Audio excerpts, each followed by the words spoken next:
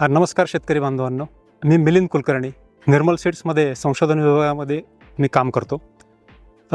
आज आपण पाहणार आहोत की निर्मल सीड्सनी विकसित केलेलं चाऱ्याची ज्वारी, त्याच्यामधलं हे संकरित वाण निर्मल 3048 हे अनमोल नावाने आपण मार्केटमध्ये उपलब्ध करून दिलेले आहे शेतकऱ्यांसाठी। ह्या वाणाचे वैशिष्ट्य असे आहेत, याची उंची साधारणतः 275 ते 280 सेंटीमीटर अशी जाती, म्हणजे साधारणतः 9 ते 10 फूट आपण इथं उंची पाहू शकता।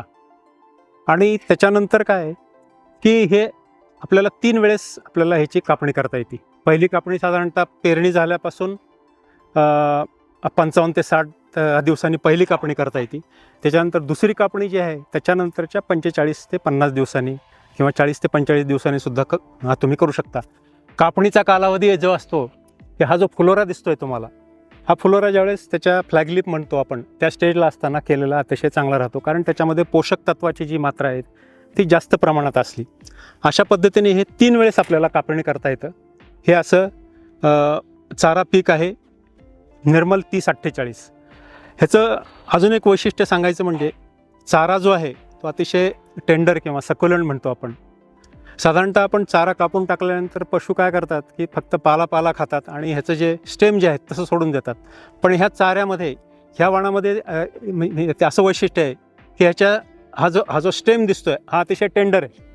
त्याच्यामुळं आपण जर हा कापून टाकला असाची असा, आता आजकाल तर कुट्टी करून टाकतात, पण असा जरी टाकला तरी ह्या स्टेम सहित जनावरं काहीच ठेवत नाही, कारण त्याच्यामध्ये टेंडरनेस अतिशय चांगला आहे। अखिल भारतीय ज्या चाचण्या झालेल्या आहेत त्याच्यामध्ये आपण हे टेस्ट केलेलं हायब्रिड आहे। ह्याच्यामध्ये प्रामुख्याने आपण पाहिलं जाते की HCN कंटेंट जे अतिशय कमी लेवलला आहेत, की जेणेकरून पशुसाठी ते जास्त फायदेशीर असतं। कारण काय असतं की जशी HCNची मात्रा वाढती तसं पशुसाठी ते हानिकारक असतं, कारण मग पोटफुगी होणं वगैरे असे विकार होऊ शकतात।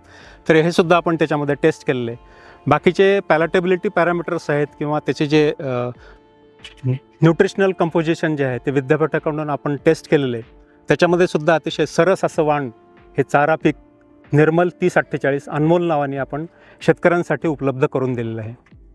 धन्यवाद।